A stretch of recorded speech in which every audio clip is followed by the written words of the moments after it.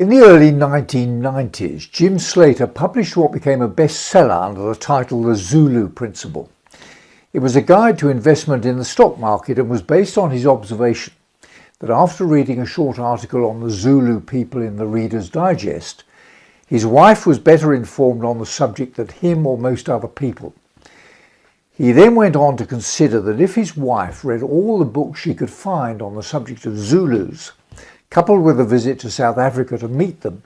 then in a relatively short period of time, she could become one of the leading authorities on that clearly defined and narrow area of knowledge.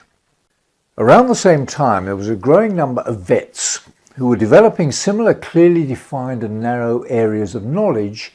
in veterinary medicine and surgery, and many of them went on to become highly respected academics and specialists offering much needed referral services to primary care practices for a relatively small proportion of their patients that required specialist knowledge and experience. Move on 20 or 30 years and from my position as an observer outside practice, it seems that more and more young vets seeking a clinical career want to be specialists rather than GPs. Could it be that we're beginning to see the Zulu principle being turned upside down in the veterinary profession,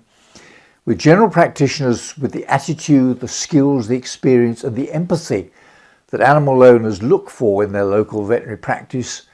being in the minority? So I was delighted to read an article in Vet Times last week in which Richard Brown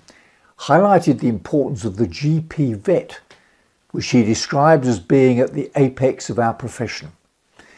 He believes, as I do, that a career in a primary care practice is the most demanding but undoubtedly the most rewarding option.